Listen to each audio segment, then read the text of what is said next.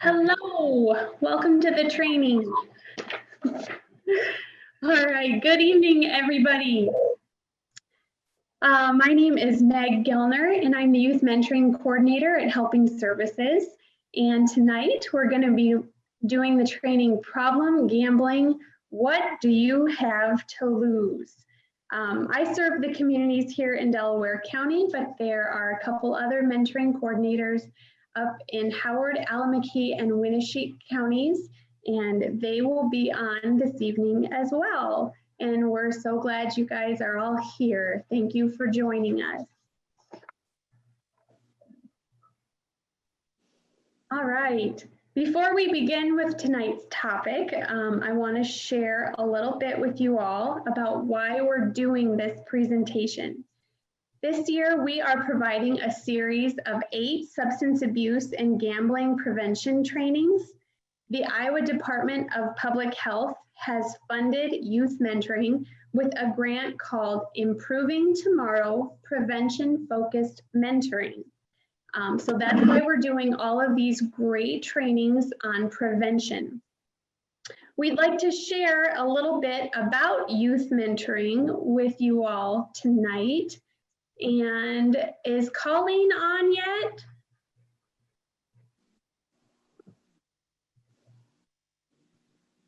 Colleen may not be on yet. Kathy, are you willing to share?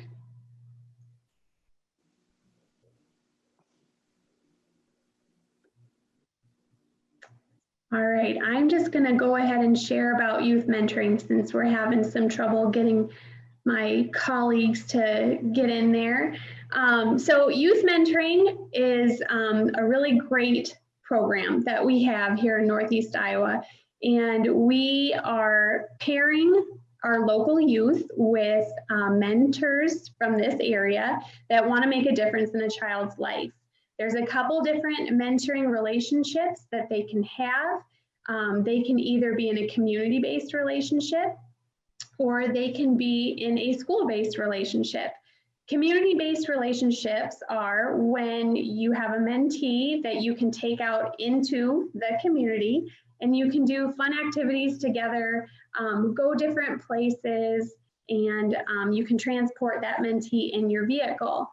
A school-based mentoring relationship is just that. It's in the school. You go into the school to meet with your mentee during a time when your mentee has a free period or lunch or recess, and you spend time with your mentee. Right now, due to COVID, we've been struggling a little bit with getting all of our matches to be active. And so we are in the process right now of trying to figure out a virtual option or a pen pal option. So we're trying to make a bridge to gap that void that's happening right now with COVID. But yeah, if you are on this call tonight and you are not a mentor and you're like, hey, I think I'd be pretty good at that, then I really encourage you to reach out to either myself or Kathy, or you can go online at helpingservices.org/mentoring and get some more information on that, because we'd love to have you as a mentor. And if you're on here tonight and you are a mentor, we love you. Thank you. Thank you so much for what you do for our program. So yeah, that's just a little bit about mentoring and why we're doing these presentations right now. So we're gonna move on here.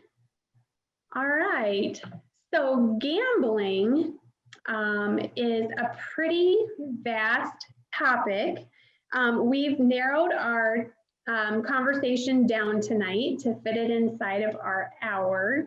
And so the things that we're going to be talking about tonight, we're going to talk about who is here, who's on this call tonight, your demographics, a little bit about who you are and what role you play in the community, the prevalence and laws of gambling, types of gamblers, how gambling hooks youth, warning signs, reaching out to others, and some resources.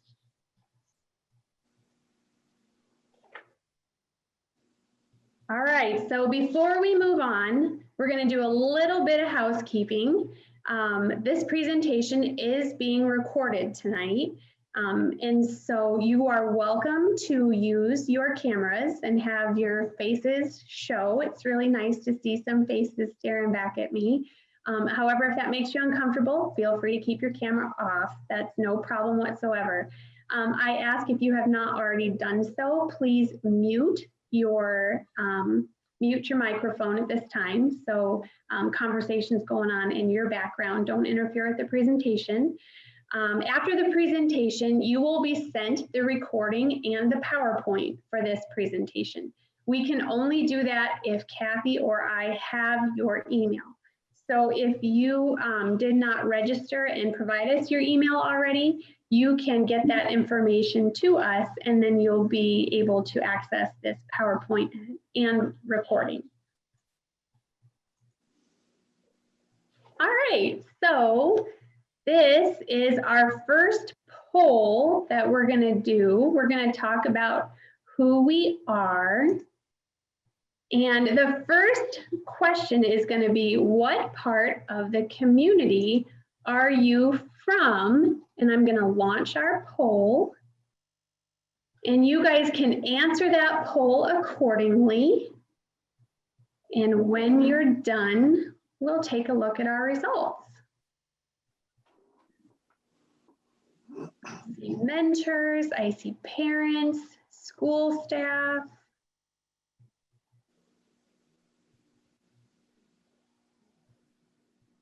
Community members.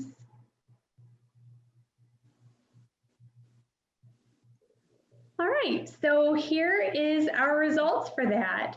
We've got some mentors online, some parents, school staff, community members. We are so glad you're here. That's awesome. Okay, and the second question we're going to ask tonight is, have you ever gambled? Now, before you answer this, I want to just reiterate that this presentation is in no means belittling gambling. We are just talking about people who struggle with an addiction to gambling. So we are not in any way,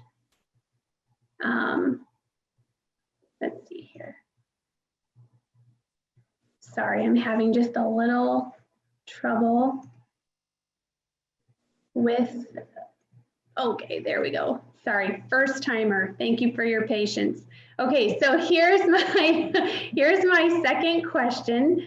How have you ever gambled? And this is a multiple choice, so feel free to fill in any way that you have gambled.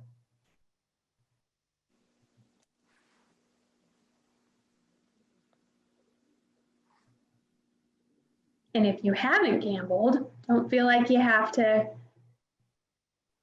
respond to any of it. All right, good job. Looks like we've got quite a vast array. We've got card games, casino games, lottery tickets, office pools, fantasy sports, slot machines. Good deal. So we're all familiar with what gambling is. Thank you for sharing.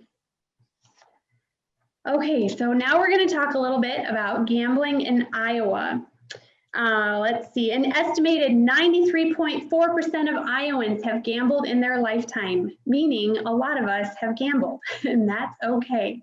Approximately 16% of adult Iowans were classified as at-risk gamblers, and this is a statistic from back in 2013. And approximately 1 in 5 adult Iowans said that they have been negatively affected by the gambling behavior of a family member. A lot of times when gambling is an addiction, it is not just the gambler that's affected. There's a lot of people, including family and loved ones, that have trouble right alongside that gambler. So now we're gonna look a little bit at who is gambling. And there's a nice little chart hopping on our screen there. The Iowa Youth Survey is conducted every 2 years with 6th, 8th, and 11th graders. It's a collaborative effort by the Iowa Department of Public Health, Iowa Department of Education, the Office of Drug Control Policy, the Iowa Department of Human Services, and the Division of Juvenile Justice Planning in the Department of Human Rights. On this survey, questions are asked about youth's behaviors, attitudes, and community norms. This table covers information about the counties that our youth mentoring program serves. So we've got Al-McKee, Delaware, Howard, and Winneshiek.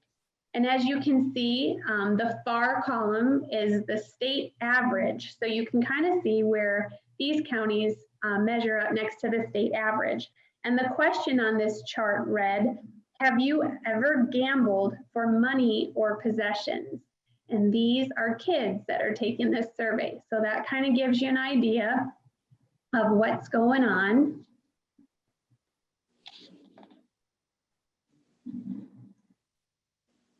Okay, so who is gambling? Approximately 75% of college students gamble. And this is, we have no knowledge of whether that was illegally done or legally done, with about 18% gambling weekly or more frequently.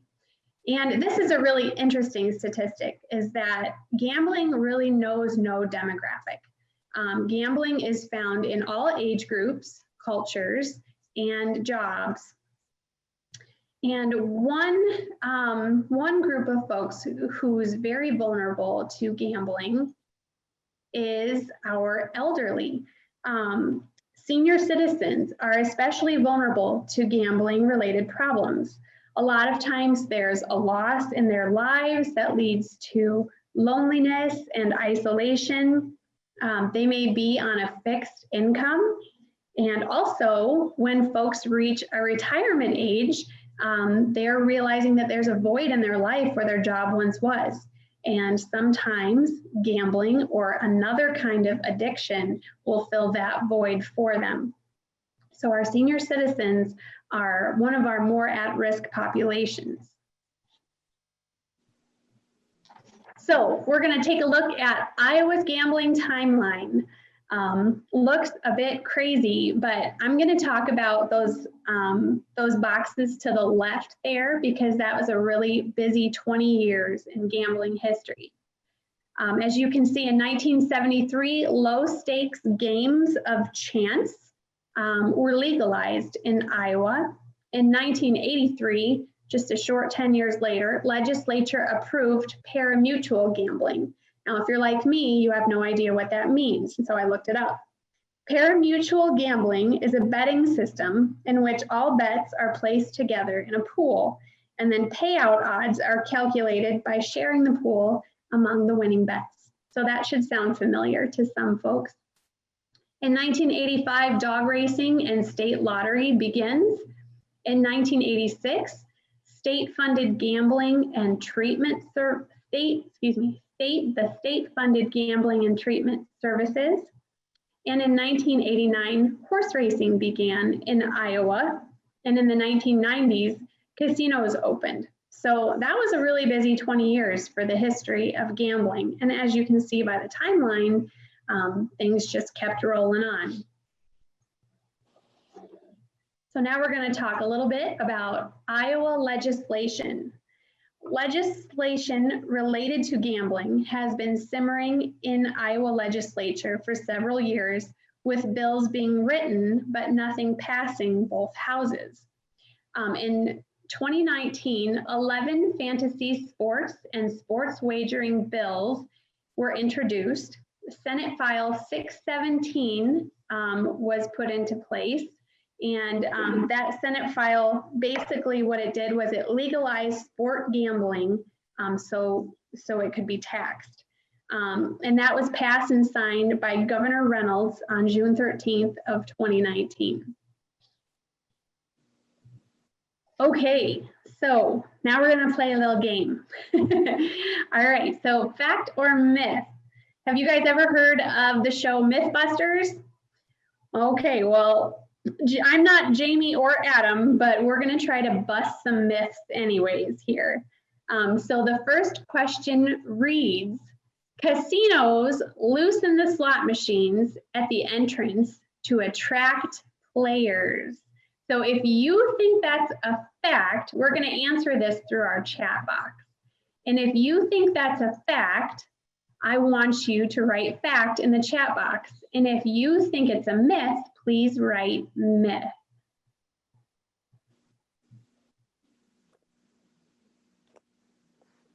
All right, Kathy, are you on yet?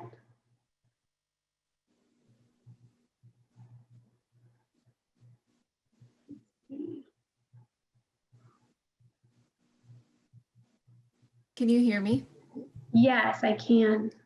She had typed earlier that she needed to be unmuted in the chat box. Mary. Okay. Well, I'm trying to. It's not letting me though. Shoot, sorry, Kathy. I'm not sure how to unmute you.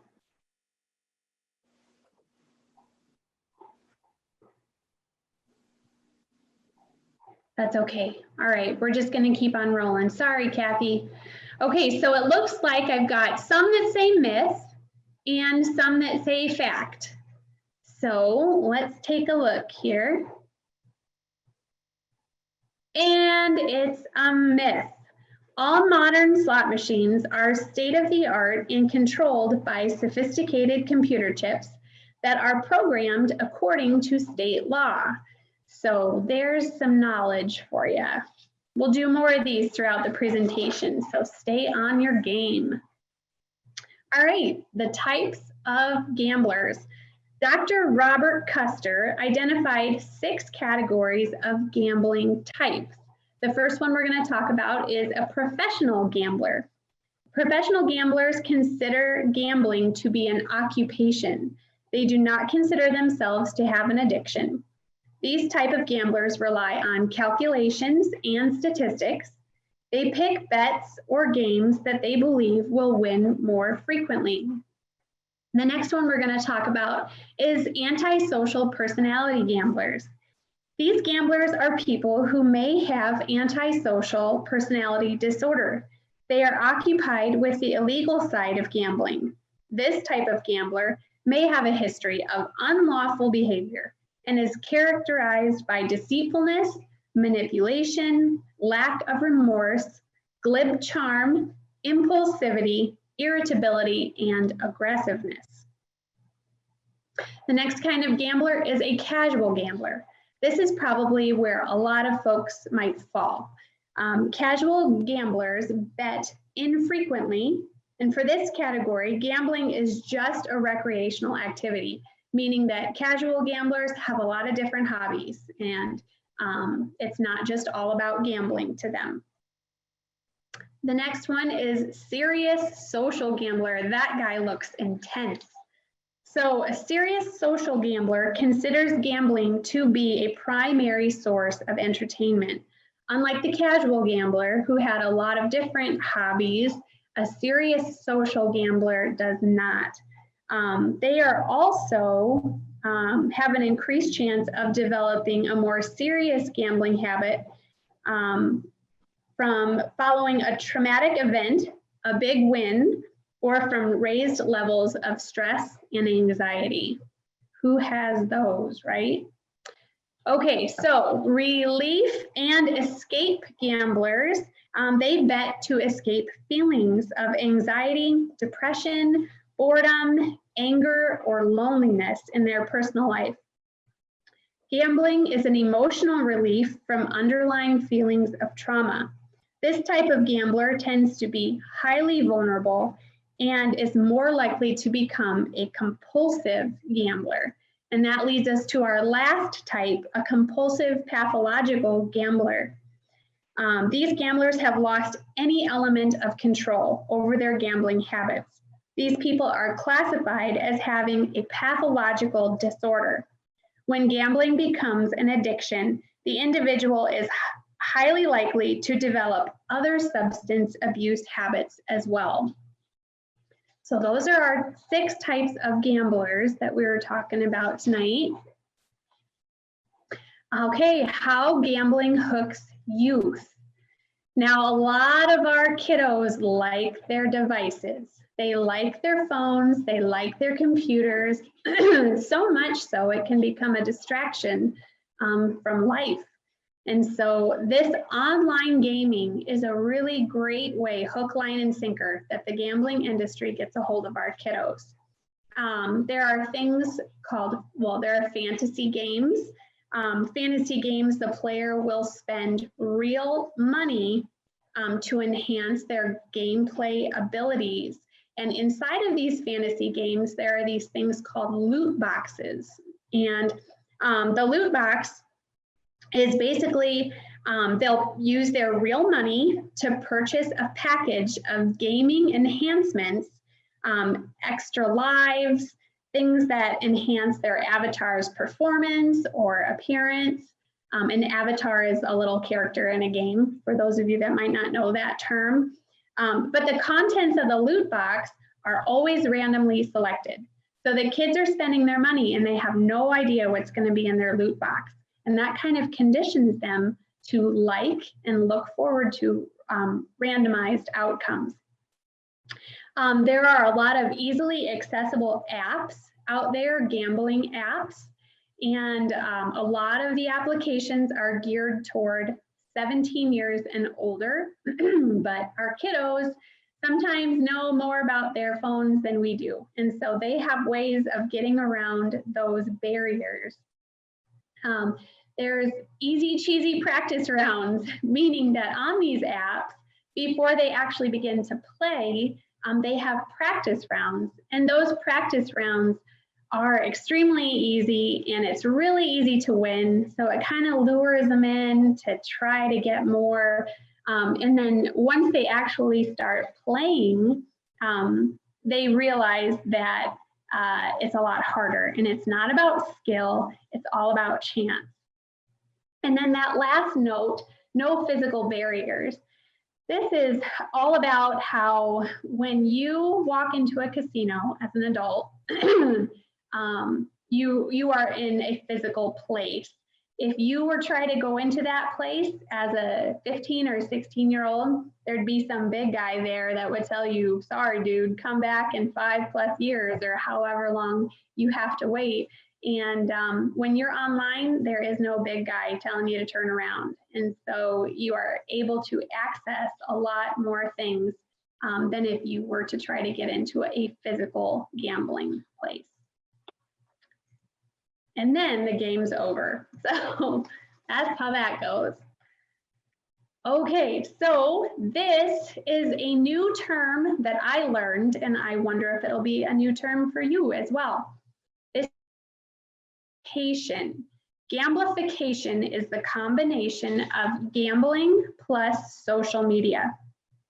And because of its link to social media, our youth are the #1 target to this type of gambling. There are many types of gamblification, but today I will talk about these 3. The first being casino-like social games.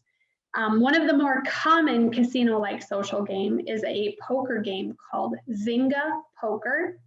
Users will use real money to buy virtual poker chips to play an online poker game. However, at the end of the game, even if they win, there is absolutely no payout. Gaming tournaments, it's just like the casino-like social games where users pay a fee to compete or win prizes, except it's in tournament-style competitions. And Fantasy Sports League, this is one that you all might be more familiar with. Most of us have heard of fantasy football or other fantasy sports leagues. It's all pretty innocent, but it still involves betting and wagering, so it's still gambling. Let's see, other ways youth can be involved in gambling. Scratch lottery tickets. I borrowed this image from Sassy's site, and I think it's a great image because it says gift responsibly. Lottery tickets aren't child's play. As we're coming up on Christmas, you know, maybe grandma might like to stick some scratch lottery tickets in everyone's stockings, or a birthday card, or however that plays out. And it's very innocent, but it is a way that we're putting gambling in the hands of our kids at a very early age, long before they can understand the consequences of paying for something and getting nothing in return. Friendly card games.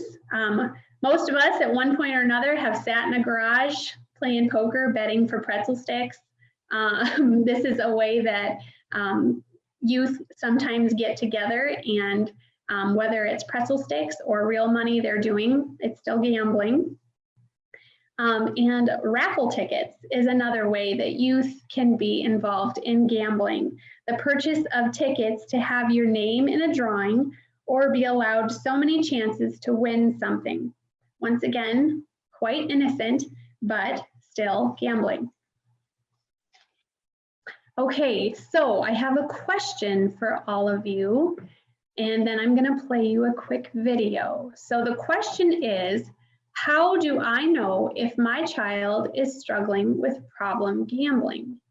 So for a moment, I'm going to stop sharing, and I'm going to share a video with you all. It was so stupid to start, but I don't know how to stop. I'm really scared. You're my best friend, so I'm telling you. When you don't know who to talk to about alcohol and drug use, problem gambling, mental health, suicidal thoughts, and more, turn to Your Life Iowa. We're your everyday life support. Okay, are we back on the PowerPoint? Everyone can see the PowerPoint again? All right, great. That was a good video. So this sweet young gal is talking to her dog about her problems. And there's absolutely nothing wrong with talking to your dog, because I talk to mine all the time, but he's a great listener, but he sure doesn't help me figure out my problems. So the answer to this question, how do I know if my child is struggling with problem gambling or any other problem for that matter, is talk to them. Keep the conversations coming all the time. It's important that we talk with our kids about topics, even when they're difficult or it's a struggle to get them to talk to us. We are their first line of defense in any struggle. So keep talking, keep annoying them. That's our job. All right, so now we're going to talk a little bit about warning signs for the gambler.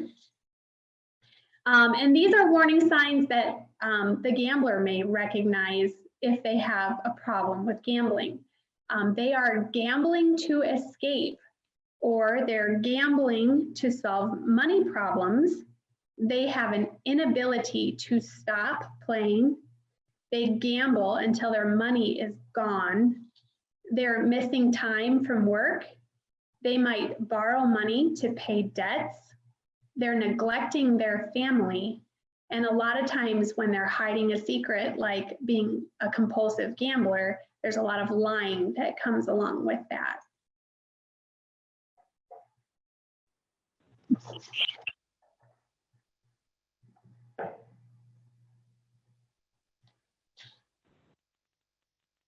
Okay, oh, that guy looks happy, doesn't he? Okay, so now these are warning signs that friends and family may recognize in their loved one or their friend that has a problem gambling. There's unexplained financial problems, less involvement socially, there's emotional concerns, a lack of communication, items of value might be lost or missing. They're working overtime or taking a second job to make more money, or they're absent or disinterested in family activities. A lot of times, an addiction will consume their mind so much that even when they're present, they're absent. So those are some warning signs for family and friends. We're going to talk a little bit about screening and assessment tools. There's a problem gambling severity index. That's a screening or assessment tool, or it's called a PGSI, and it's 9 questions that can be administered by the gambler by themselves, or it can be administered by a clinician. It uses a 4-point scale to describe a gambling behavior over the past 12 months, and the PGSI is scored by answering never, sometimes, most of the time, and almost always. And there are different point values for those answers. So by the time the PGSI is done being administered, if you have a score of 1 or more, it means you are at risk for being a problem gambler. And if you have a score of 8 or more, it means you are a problem gambler. Okay, so we're gonna do another myth buster here. So the next question says, gambling can be addictive, causing some of the same physical and psychological highs as substances. So get out the chat box, and if you think that's true, write fact. And if you think it's not, write myth. And can you hear me? Yes, Meg? I can. Kathy, I can hear you. Oh, good. I'm so glad. I see fact,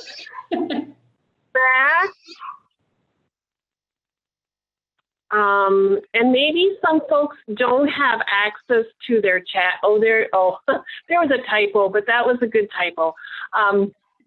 See lots of facts in there, Meg. Okay, thank you, Kathy. And I'm so glad to hear you. I was so lonely there for a minute. I know, I was frustrated. Well, I'm glad you're back on. Let's take a look at our answer. And it is a fact. So if you answered fact, that is correct. Gambling can be addictive, and the addiction process is the same as if you were using a substance. Endorphins in your brain cause the feeling of the high. The brain is very intriguing. Okay, gambling is a problem when it gets in the way of work, school, or other activities, harms your mental or physical health, hurts you financially, damages your reputation, or causes problems with your family and friends. Okay, how can you reach out to a friend or a loved one who you think might have a gambling addiction? The answer is the most effective way to help is to encourage them to seek help from a professional. Up here in Northeast Iowa, we have a few different resources that are excellent at dealing with problem gambling and other substance abuse related addictions as well. The first being the Substance Abuse Services Center. Some of us call it SASE. Northeast Iowa Behavioral Health. And the Iowa Department of Public Health has an amazing website called Your Life Iowa. So the first one we're going to talk about is SASE. And here to talk a little bit about SASE is a colleague of mine in the prevention field, Mary Boots. Mary is the prevention supervisor at SASE and has been with the agency for 10 years in both the treatment and prevention pillars of programming for substance use disorder and problem gambling. Mary, thanks so much for being with us tonight. Absolutely. Thanks for the invitation. This was great. I'm excited to be here tonight. So I'm just going to share a little bit about SASE and kind of what we do and what we offer for our communities, and kind of hone in a little bit more specifically on problem gambling, since that's really our conversation of topic tonight. So services that we provide for somebody that is struggling with a gambling problem, people can access services initially through, we have a hotline. If somebody calls the Your Life Iowa hotline, as well as 1-800-BETS-OFF.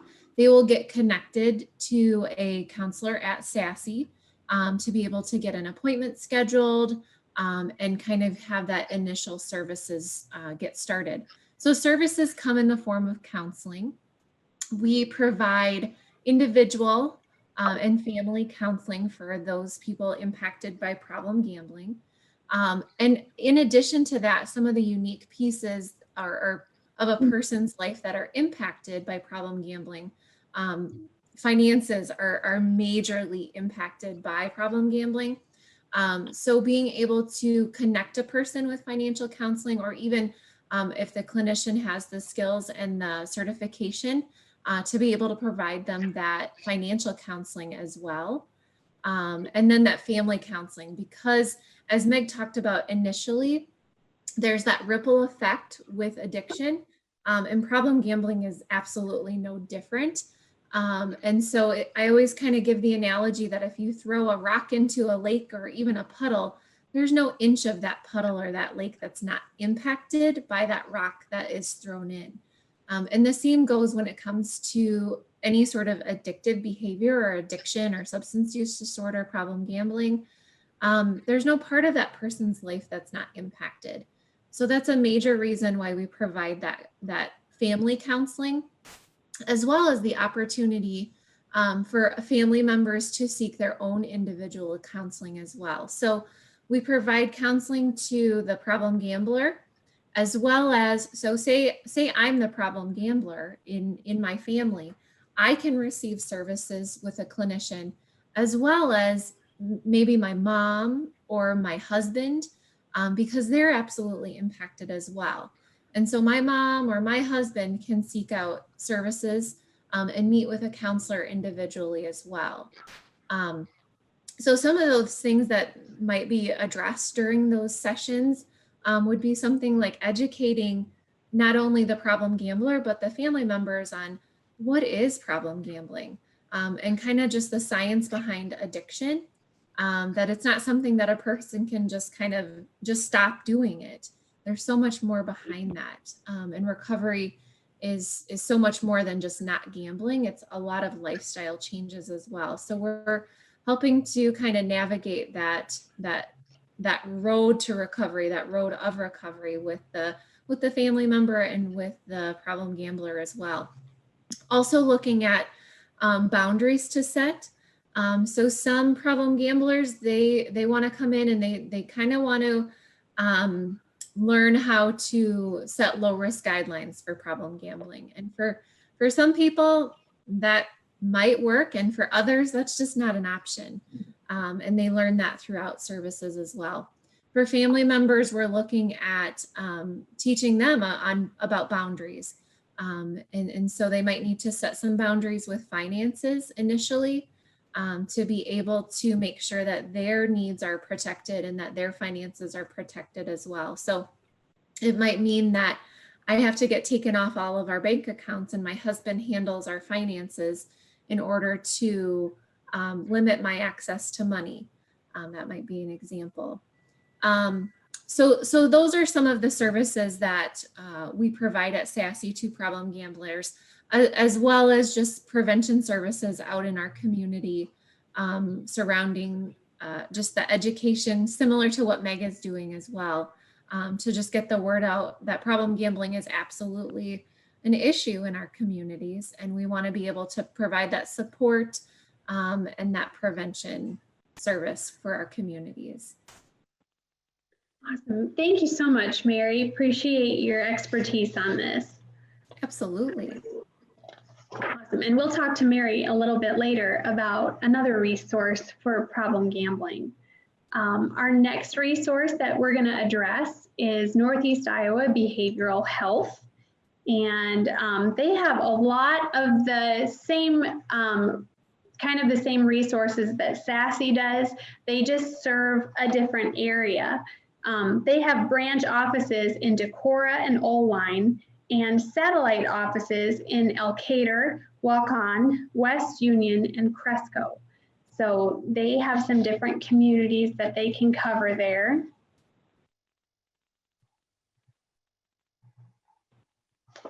Okay, and then we've got the Iowa Department of Public Health with their awesome website, Your Life Iowa.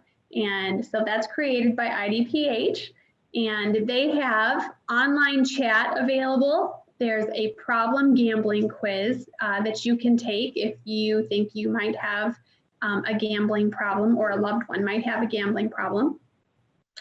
There's access to 1-800-BETS-OFF, and there's also resources for families. So there is Your Life Iowa. Okay, we've got one more Mythbuster we're gonna do here. And so this last question says, video poker machines have different payouts for the same hands. So get into your chat box if you think that's true, write fact. If you think it's false, write myth. And Kathy, I'll have you read those to me if you can. I sure will once they come in. You bet.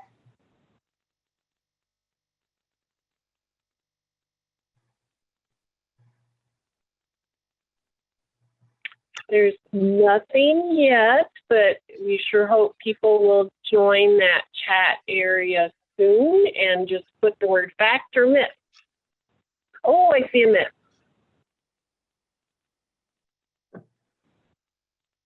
There we go. All right, you guys keep thinking. We're just going to reveal it here. And it is a fact. So before you gamble, do your research and find a maximum payout machine, or you are just giving your money away. Okay, some tips on how can I gamble safely. Don't think of gambling as a way to make money.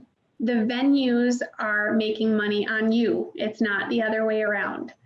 Only gamble with money you can afford to lose. Set a money limit in advance. So if you go in with your cash, once that cash is gone, it's time to be done. Set a time limit in advance. Time can seem to disappear when you're gambling. And so set yourself like a timer on your phone, or say, okay, by 3 o'clock, I'm gonna leave and go do something else. Have a time limit set. Never chase your losses. So if you lose, the mentality of, okay, well, I gotta play another hand so I can win it back, that's probably gonna result in you losing more money. So might wanna walk away on that one. Don't gamble when you're depressed or upset. It's important to have a clear mindset when you're gambling.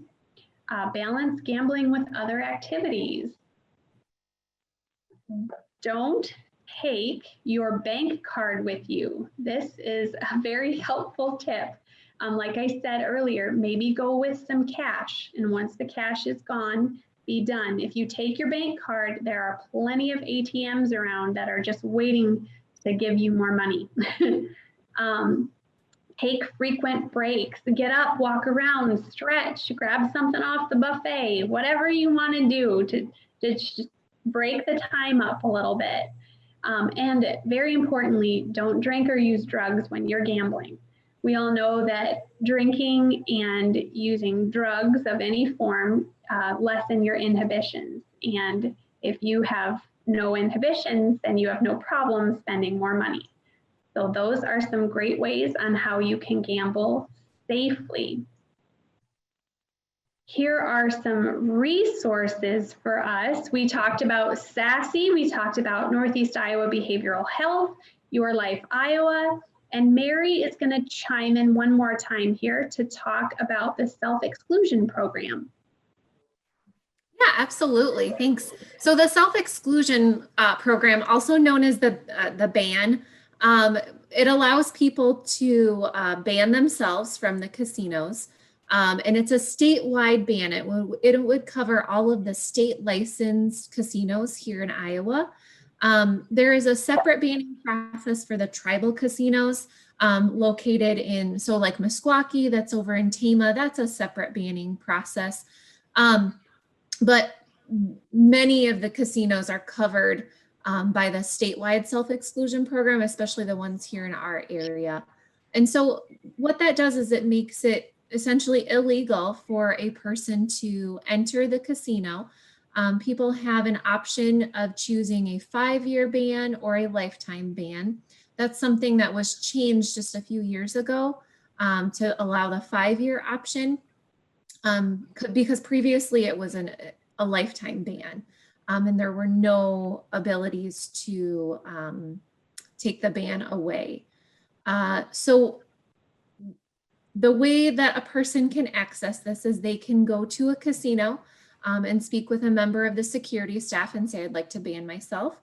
Or they can come to a treatment agency such as SASE or Northeast Iowa Behavioral Health and complete the paperwork. The paperwork is very short. It's just your kind of identifying information, as well as a photo is taken of the individual, a copy of their driver's license or state ID, and then the paperwork is notarized and then mailed off to the Iowa Racing and Gaming Commission.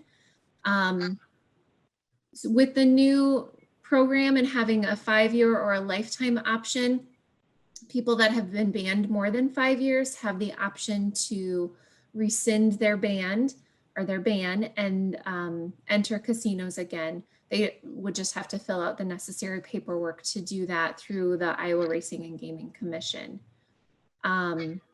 So what this does is it makes it illegal for people to enter the gaming floor of a casino and most of the property of the casinos. If they are caught on property, then they are arrested and ticketed for trespassing. And the casinos take it pretty seriously when people are caught because they have a great deal of disincentives if people are banned and then they are on property at the casinos. Thanks, Mary. That's really good information. And then as to that final bullet point there, Mary, the financial counseling, can someone access the financial counseling by coming to someone at a place like SASE? Yeah, so a piece of the services that we provide at SASE are some financial counseling. Our capabilities, because we are counselors, our capabilities are much, or our skills are much lower than, say, an agency such as Consumer Credit Counseling, or I know Horizons in the Lynn County area does some financial counseling as well. But there is a agency called Consumer Credit Counseling that we refer to a lot, and they are really great experts in the world of consolidating loans and being able to get you in touch with a person to contact for credit card debt. They're really those experts for those consolidation and getting in contact with credit card providers to really help with alleviating some of those pressures. So they're the experts in that area. We will help with some more basic budgeting, some tips to help kind of snowball some of our loans together, those kind of things. Gotcha. Thank you, Mary. And again, thanks for being with us tonight. So we have some good expertise on the call. I appreciate that very much. Yes. One other, so sorry to interrupt you. One other piece for financial counseling is some of our local banks. They will provide some really great resources to patrons as well. So if people aren't able to access services at an agency like Consumer Credit Counseling, a lot of our local banks will provide that service as well. So just something to offer and have people check into as well. Yeah, absolutely. Thanks, Mary. Mm-hmm. Okay, so Kathy and myself are on this grant through the Iowa Department of Public Health, and we have a goal to reach 100 adults with our Your Life Iowa presentations. You guys can help us do that. If you have an employer that welcomes public speakers to come in during meeting times, we would love to come in and do a Your Life Iowa presentation. If you belong to a civic group that has an open platform that we could come do a presentation on, that would be awesome. Book clubs, and basically, if you're interested in having this service, all you need to do is contact Kathy or myself, and we will do the legwork on that. So we do have some trainings that are coming up that we would love it if you would join us for. The next training will be in January on the 19th, 2021. That's crazy to see that written there. But it will be a training on the trends of marijuana, and it's entitled Pass on Grass. And I will be facilitating that training. In April of next year, Kathy will be facilitating a training on adult binge drinking. And further on in the spring, we will be working out the details for trainings on how to talk to youth about substance abuse prevention topics. So we have at the bottom of this screen an evaluation link from this training. If you could please enter this link and complete the evaluation, that would be really helpful to us.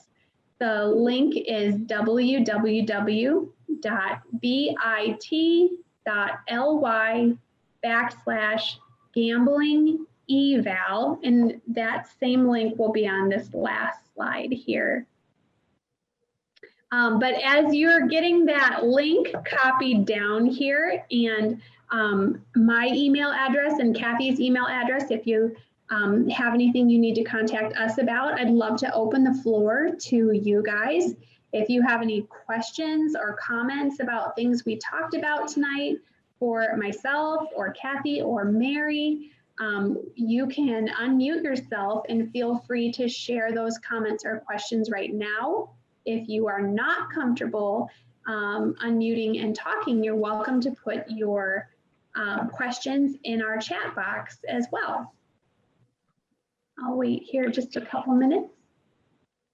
And one thing I'll just share too is, this is Kathy again, is it's really, really helpful for our funding source that we know what part of the community, what your role is in the community.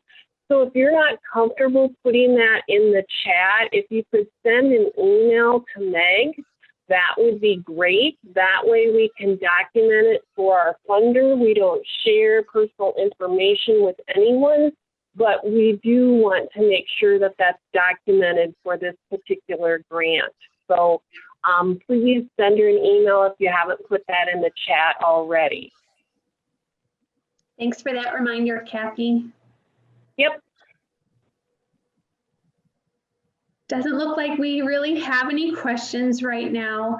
If you get off of this call and later tonight you think of a question you'd like to ask, or you have a concern about problem gambling, feel free to reach out to me or Kathy, and we can direct you on who to talk to about that stuff too. So I'll leave this screen up for a little bit so everyone can copy down that evaluation link. But I want to thank you all so much for coming to this presentation tonight. Another special thanks to Mary for her help with educating all of us about these great resources. And when we have these trainings, it's so helpful when folks come and they learn about stuff, and then they can pass on that good information to other folks too. So thank you so much again for coming, and everybody have an awesome night.